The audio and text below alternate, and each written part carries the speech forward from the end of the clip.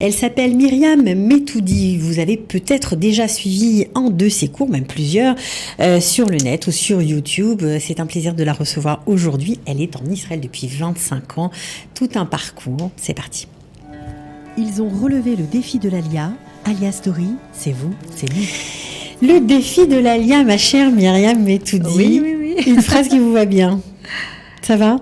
Très bien. Voilà, alors... C'est un défi vraiment faire son Alia. En tout cas pour vous ça l'a été. Un super défi, ouais. Un super défi que j'ai relevé, je pense, au Hashem, et qui m'a fait beaucoup grandir. Ouais, mais j'imagine, en même temps vous êtes arrivée toute jeune, bac en poche, 18 ans. 18 ans avec une petite fille mariée, avec une petite fille de 3 mois. D'accord. Vous arrivez au Merkaz Klita de Jérusalem, à Raziel, Merkaz Klita qui n'existe plus, des conditions un peu précaires. Très précaires. On a commencé avec une pièce, après ils ont été gentils, ils nous ont rajouté une demi-pièce parce qu'on avait la petite. Ouais. C'était vraiment... puis même les conditions, quoi. C'était le chauffage, c'est eux qui le géraient. Puis bon, l'isolation, les uns un peu sur les autres comme ça. L'eau de panne, c'était pas ça du tout. Pas de famille, pas de langue, pas d'argent. Ça a beaucoup changé, hein. Ouais, bon, Rachel. Mais pas de famille, pas de langue, pas d'argent, ça peut rester pareil. Ouais, mais il y a d'autres techniques aujourd'hui pour faire son Alia. J'encourage. Il y a Internet, il y a WhatsApp. Tout, il y a tout. Et puis même faire une Alia de manière, préparée, encadrée, comme par exemple avec Shalom Vark, la vérité, je recommande d'être encadré. C'est pas facile de faire son Alia. C'est un magnifique cadeau. Mais il faut avoir des outils pour ça. Alors, justement, vous m'avez dit en préparant l'émission que ça avait été vraiment très, très dur. Ouais. Mais à quel niveau ? D'abord... Et pourtant, vous n'avez jamais songé à repartir. Jamais. C'était dans ma tête, rock, vélo, et avoir ça. Ma place, elle était en Israël. Ma mère, au début, elle me disait, mais viens, Myriam. En plus, j'avais pas mal d'enfants en bas âge. Après, vous avez 6 enfants aujourd'hui. Hein. Au Hachem, donc je les ai eu hyper rapprochés. Donc forcément, on a des aides en France. Je suis française. Au niveau des allocs, j'avais énormément d'aides. Et puis, comme j'étais jeune, j'avais le droit à encore plus d'aides. Mais dans ma tête, c'était... Il n'y a pas. Je préférais vivre dans un 2 pièces en Israël que vivre dans une villa en France. C'était dans ma tête depuis petite. C'était clair et net. J'envisageais même pas ni mon mariage, ni faire grandir mes enfants en France. Je suis amoureuse d'Israël depuis que je suis petite. Voilà, c'est mes parents qui m'ont inculqué. Alors, amoureuse d'Israël, certes, vous étiez plutôt branchée sur la ville de Netanya, on va dire ça comme ça, une ville que vous connaissiez bien parce que vous y alliez en vacances petites. Exactement. Mais vous avez atterri à Bétar. Donc, Bétar, c'était un peu différent. C'était une très grosse surprise. Au début, j'aurais dit une mauvaise surprise, honnêtement. Vous avez détesté au début ? J'ai détesté. En plus, surtout que j'étais venue en voyage de noces, en fait, avec mon mari, on était partis voir des amis. Et bon, c'était plus que précaire là-bas, il y avait un bus toutes les heures. C'était extrêmement orthodoxe. Moi qui venais de Paris avec un état d'esprit très ouvert, une Torah très équilibrée, religieuse de naissance, quoi. C'est à la maison. Voilà, la maison, Zara Torah de Créteil. J'avais dit à mon mari, mais alors jamais, comme il dit, il faut jamais dire jamais. Jamais je ne mettrai les pieds dans cette ville. Jamais. J'avais un coup d'angoisse, mais je me rappelle, je dis, je ne veux pas habiter là-bas. Après un an de Merkaz Klita, on a un choix à faire. Je dois accoucher. Je suis à 2 doigts d'accoucher et on est obligé de trancher. C'est toi, on refait un an Merkaz Klita, c'était hors de question. Inenvisageable. Où on va à Jérusalem. Bon, il y avait une grosse marloquette à l'époque, une controverse par rapport au héros. Est-ce qu'on a le droit de porter, pas porter Sarah Dimashnet. C'est quand même bien pratiquant, quand même, pour en arriver là. Voilà. Et en fait, je dis à mon mari, non, je peux pas arriver en Israël avec des enfants en bas âge et être coincé dans une maison. C'est pas pensable. Parce qu'on vous dit, le héros, c'est la fermeture qui permet de porter. Voilà. Et en fait, on avait 2-3 couples d'amis qui étaient déjà là-bas. Il y avait le Rav Dinovitch qui était là-bas. À Bétar.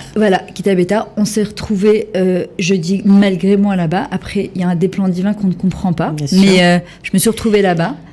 Et ça a été très, très, très dur. Honnêtement, vous y êtes resté quand même 24 ans. J'espère que ça s'est arrangé après. Alors oui. Alors après, ce qu'il y a, c'est qu'en fait, on rentre dans une espèce de confort inconfortable. Parce que c'est plus facile pour les enfants. Les écoles, c'était à 2 doigts de la maison. On a tout sur place. Jusqu'à que c'est grandi. Moi, je suis arrivée, il y avait une rue. Aujourd'hui, on a plus de 40 000 habitants. T'as tout sur place. Les supermarchés, la poste, la Quatrolim. T'as même pas besoin de voiture, quoi. Tout est facile, quoi. Mais l'ambiance ne me convient toujours pas. C'est ça, c'est-à-dire que l'ambiance, c'est un milieu très orthodoxe, on va israélien. Dire ultra-orthodoxe israélien, donc c'est très différent des Haredim français, aucun on va dire, rapport. rien à voir. Surtout que j'étais pas harédite de la maison, quoi. Je sais pas, mon père était pas au collège, j'étais religieuse à la française. Voilà. Donc comment on fait pour tenir dans cette communauté qu'on connaît pas en fait? Ben, c'est beaucoup de pression. Ça veut dire beaucoup de pression. Moi, on a un look à la française un petit peu, donc forcément, t'es regardé du regard. Moi, je me rappelle les femmes à l'époque de Bétard, elles sortaient en ralouk, en espèce de, je sais même pas comment on traduit ça. Ouais. Avec une robe de maison. La robe de maison avec le gogo. Le gogo. Ouais.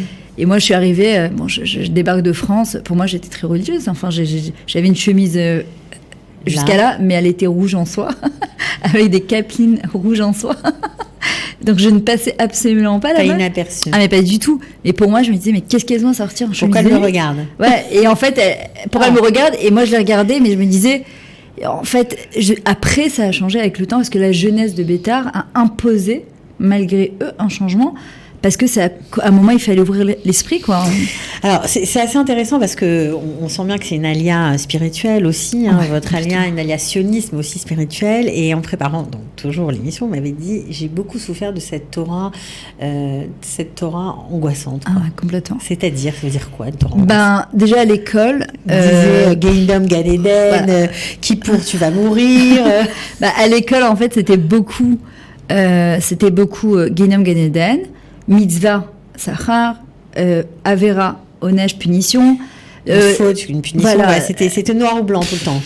J'avais l'impression qu'Hachem, il était avec le bâton dans la main, il m'attendait à chaque coin de rue. Je me disais, quand est-ce que je vais en prendre plein la tête? Et bon, quand j'ai fait mon alia, moi, c'était vraiment par amour d'Eretz Israël, par amour d'Hachem, je savais que c'était ma place, elle était là-bas. J'arrive à Bétard, encore pire, une Torah encore plus oppressante. T'as rien le droit de faire, pas le droit... Enfin, tout est interdit. Et après, j'ai découvert la rabbinite Toufik, qui est la femme du Rav de Bétard, comme je dirais la rabbinite Kanevski, une femme d'une émouna et d'une confiance en Hachem. Elle m'a inculqué vraiment à la... C'est ça qui vous a aidé à tenir? Vous avez trouvé quelqu'un qui vous a enseigné une autre Torah, une Torah de vie? Ou pas vraiment, parce qu'elle était quand même ultra orthodoxe. Ouais, super orthodoxe, mais ça m'a créé un lien avec Hachem très puissant, qu'aujourd'hui je retransmets, et que c'est vraiment grâce à elle que j'ai eu ça. Alors vous étudiez, c'était pas de la rigolade? Non, 12 ans d'affilée, 4 fois par semaine. Ouais. Après, j'ai connu la rabbinite Mima. Alors là, ça a été autre chose, ça a été une révélation. Et c'est elle, beaucoup, qui m'a un peu boosté pour donner des cours, on va y arriver. Ouais. Aujourd'hui, c'est ce que vous faites, hein. Vous êtes là depuis 25 ans, mais depuis 12 ans, vous donnez des cours un peu partout. Exactement. Aux francophones, mais aussi en hébreu. En hébreu, francophone, je voyage en France, je voyage pas mal, je sors des groupes à Ouman. Et en fait, moi, c'est-à-dire qu'il y a 12 ans... pour Inabrut, Torah Box, j'ai fait 613 TV. C'est grâce à eux, je leur dois beaucoup, parce que c'est eux qui m'ont propulsé aussi, la vérité. Ouais. Et en fait, il y a 12 ans de ça, j'ai une amie qui avait perdu son père et qui m'a... Enfin, je me suis assise toutes les Shiva avec les sœurs qui venaient de Sarcelles, mon amie Golda qui a été aussi là pour le maquillage. Elle m'a demandé de donner un cours le Shabbat, les Louis Nishmat de son père. Et je veux dire 2 questions. J'étais très timide, mais à un point... je regardais même pas une personne dans les yeux, quoi. Pas de confiance en moi du tout. Okay. Et elle me dit, non, Myriam, je ne cède pas, je veux que tu donnes cours, il y a mes sœurs qui sont là. Et ça a été mon premier cours que j'ai donné, les Nishmat, son papa. Et c'est comme ça que ça a commencé, en fait. Ça a commencé comme ça, et je voyais que ça revenait sur le plateau tout le temps. Je sortais d'un cours de Torah, comme un gros tuyau d'arrosage. Vous aviez besoin de... Il fallait que je donne, je pouvais pas, et les gens, ils savaient, Myriam, elle sort de son cours, si elle m'attrape, je suis foutue. Il fallait que vous transmettiez. Je pouvais pas, j'ai l'impression que ça s'initiait en goutte à goutte comme une panne de courant. Je pouvais pas, ça, il faut le transmettre. Et un jour, ma belle-mère, on était Shabbat, elle me dit, pourquoi tu donnes pas des cours? Je dis, mais quel rapport? J'avais 31 ans, je venais d'avoir mon permis de conduire. Ouais. Alors que j'avais dit que jamais je passais le premier, je crevais de peur. Et j'avais dit, je ne sais pas ce que je ferais avec ma voiture, mais je ferais des mitzvot. Et juste après, ma belle-mère m'a dit, pourquoi tu donnes pas des cours de Torah? Je dis, quel rapport? Mais enfin, j'ai pas un look de rabbinite, trop timide, aucun rapport, je suis trop jeune. Et ça revenait jusqu'à que je suis partie avec Eva Rachel. Et j'ai dit à Hachem, écoute, je suis venue sur Terre pour quelque chose. Ça fait des années que je me recherche. Oui, parce que vous avez fait plein de petits boulots. Plein des boulots à 7 shekels de l'heure. Ouais. On peut le dire, oui, à l'époque, c'était comme ça. 7 shekels de l'heure, c'était, je me rappelle, après, le gros bonus, 13 shekels de l'heure. Ouais. Puis après, et en fait, tout ce que je faisais, je n'aimais pas. J'ai fait un stage de coiffure avec Alita, enfin, Merkaz Akita. Alors, Merkaz Akita, j'ai pas du tout aimé aussi. C'était... vous avez cherché toute votre vie. Tout le temps. Et quand je me suis retrouvée face à ces cours où ça me parlait, Je suis partie au Kever Rachel, j'ai dit à Hachem, écoute, si c'est pour moi, C'est pour si moi. c'est ma mission de vie, alors il faut que tu m'ouvres les portes. Et j'ai commencé mon premier cours chez ma sœur Alexandra Benaïm à Roma. Et là, ça a été... On la salue si elle nous écoute. Voilà, voilà. elle va nous écouter parce qu'on l'aurait. Et ça a été mon premier. Et puis bon, après, voilà, j'ai fait plein de stages. Ouais, vous avez toujours cherché à vous perfectionner. Ouais.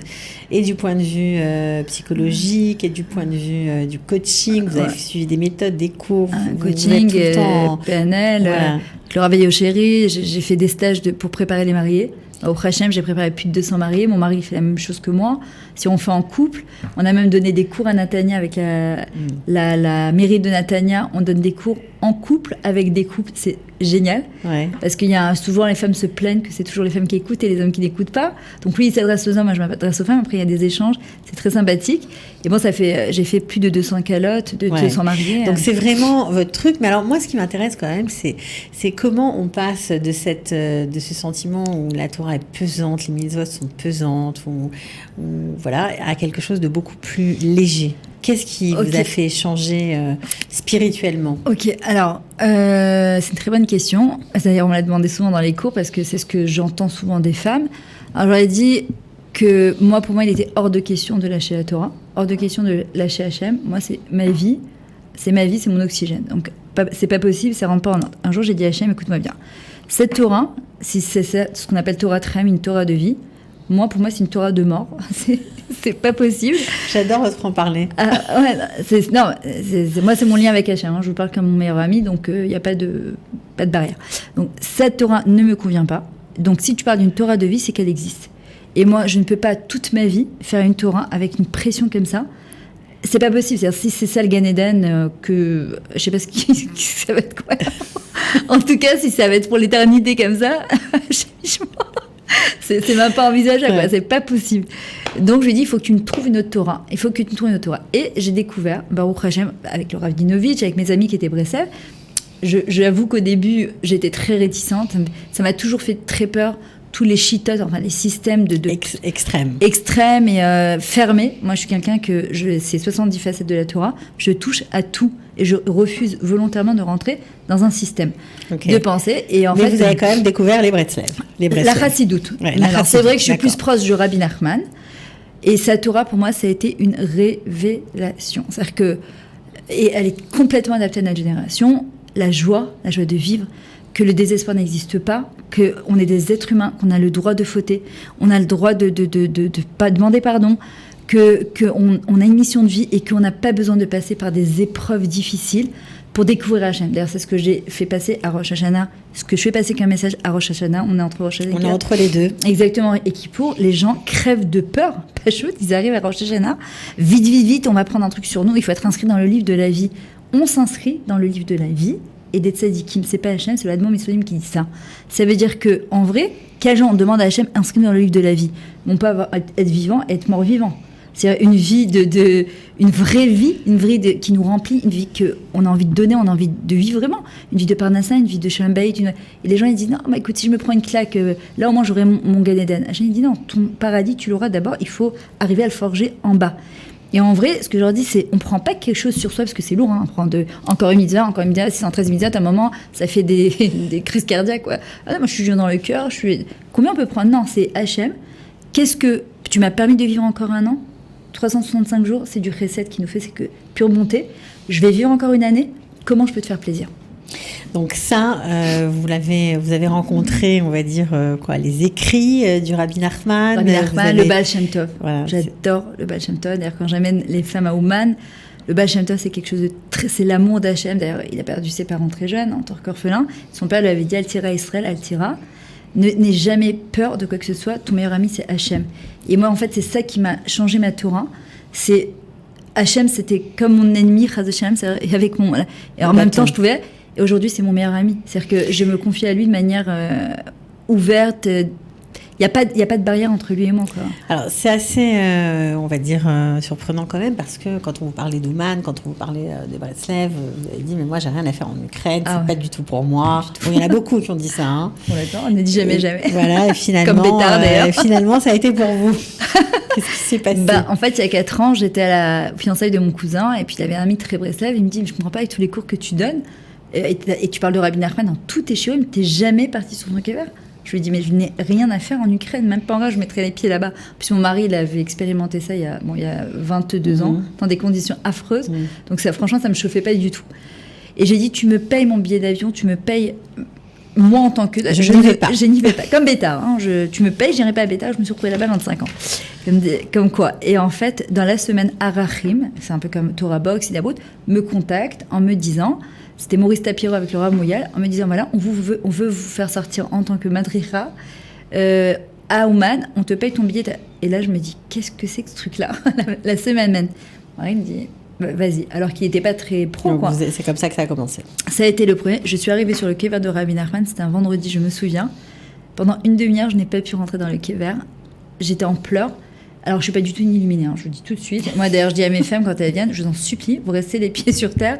Je ne suis pas du tout du style, du tout, c'est pas du tout mon truc. On a le srout, le mérite d'avoir été appelé par un tzaddik. On voit comment on peut se rapprocher encore plus d'Hachem. On ne prie pas le tzaddik, on prie Hachem, par le mérite du tzaddik.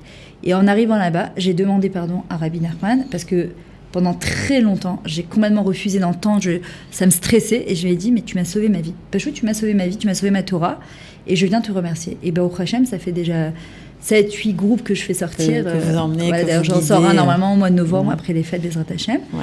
Et c'est une expérience, je le souhaite à tout le monde une fois. Je ne dis pas tout le temps, mais une fois de le vivre. Alors aujourd'hui, vous avez quitté, vous continuez à donner des cours un peu dans tout Israël. Vous avez quitté Bétar pour Natania. Oui. Alors que s'est-il passé? Deuxième alia. C'est une deuxième alia, vraiment? Non, pour en vrai, ses marques, je crois que pour plus mon mari et mes enfants, parce que moi, en fait, toutes mes conférences, elles sont vraiment dans le mercaz. Dans les grandes villes. Voilà, j'ai l'habitude. Mais quand même, c'est prendre 25 ans dans des cartons. C'est vraiment quitter sa zone de confort. Mais elle était tellement inconfortable. Je me suis dit, écoute Myriam, tous les cours de coaching que tu transformes de développement personnel, à un moment, il faut te jeter à l'Okonarchon, Madame Inadav. Il faut oser. C'est ce qu'on appelle en hébreu la is, ça se dit oser. Donc pour vous, c'était salutaire. Et je me suis dit, écoute, Hachem, il t'envoie le train, mets ton pied dedans, après tu verras. Parce que tu sais pas quand est-ce qu'il va te le renvoyer. Et là, je sentais que c'était comme un puzzle. Il y a 4 ans, je devais partir à Natania.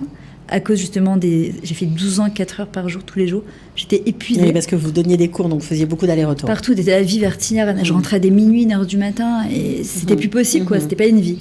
Et il y a 4 ans, je dis à Hachem, si je dois partir, alors ouvre-moi les portes. Tous mes cours se sont arrêtés. J'ai dit, ok, c'est bon. C'est pas le moment du tout. Donc je me suis arrêtée. Et après, on a continué. Et là, l'année dernière, à Rosh Hashanah, on dit que c'est Rosh, c'est la Trala, c'est le début. J'ai allumé les bougies Rosh Hashanah et j'ai dit à Hachem, cette année, ma vie, elle change. Et ça commencerait par Bezrat Hachem, bouger à Natania. On m'a dit, pourquoi Natania? J'ai mes points de repère depuis que je suis petite. C'est une très belle ville. C'est une ville que vous aimez beaucoup. Et qu'est-ce que je peux vous souhaiter alors dans cette nouvelle ville? De me développer encore plus. Qu'est-ce que vous aimeriez? Alors, j'ai envie de faire du piano. Je vais t'expliquer tout de suite pour toi, Cathy. Je rêve de chanter et de faire du théâtre. D'ailleurs, je suis en train d'écrire une pièce de théâtre. En fait, vous autorisez tout. Ah ouais, complètement. Et tout ce qui est permis, le marché dit sanctifie-toi dans ce que tu peux te sanctifier. On est en Israël. J'avais commencé du théâtre en France. J'ai toujours adoré le théâtre. Et c'est étrange parce que je n'osais jamais parler en public, mais le théâtre, c'est une expression pour moi de faire passer des messages. Mais il y avait le Shabbat. Donc j'ai toujours été frustrée. Je voulais apprendre le piano, mais c'était Shabbat. Donc c'était pas pensable. Là, j'ai jamais pu le faire. J'ai attendu que mes enfants grandissent. Vous pouvez, quoi. Là, je me dis, c'est mon rêve. Et moi, mon but, c'est de faire transmettre des messages de Torah à travers la chanson, la musique et le théâtre. Et d'ailleurs, je suis en train de finir d'écrire ma pièce de théâtre et mon livre. Hachem, il me donne cette force-là. J'ai dit moins d'heures de route, 4 heures d'heures de route. Je peux faire tellement de choses.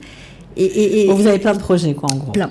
Qu'Hachem, voilà, c'est qu'Hachem, il me permet de les accomplir, de les réaliser. On vous le souhaite. Et et de faire comme le Baal Shem Tov, il disait, l'amour du prochain, l'amour d'Hachem, l'amour de la Torah, et surtout l'amour de soi-même. Avoir confiance en soi et s'aimer soi, parce que si on s'aime pas, on peut pas aimer Israël. On peut pas.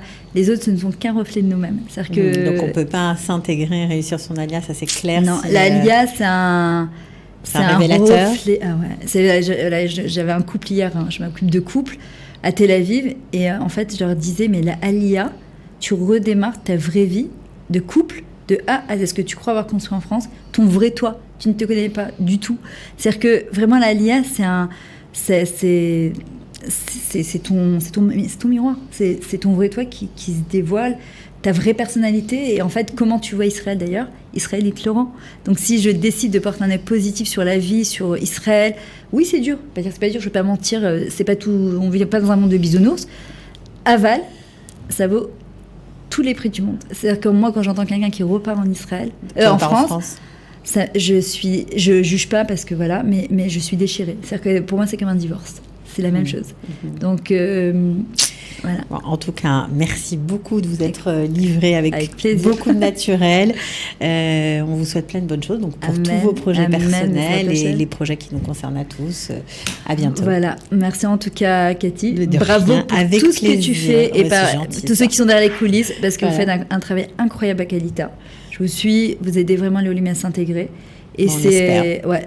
Il y a des bons retours et vraiment bravo parce qu'on a besoin de gens comme vous et d'amener les gens sur le plateau, d'entendre, ça renforce, ça donne de l'espoir et voilà, merci. Vous êtes un bel exemple d'ailleurs parce qu'on ne peut pas dire le contraire. Vous ne nous avez pas caché que parfois c'était compliqué. Ah non, c'était très compliqué. Mais Yesh Tigva, c'est l'hymne du Ham Israël. Yesh Tigva. On va finir comme ça. Merci beaucoup. Merci beaucoup. À bientôt. Merci beaucoup. Ciao. Ouais. Ils ont relevé le défi de l'Alia. Alia Story, c'est vous, c'est nous.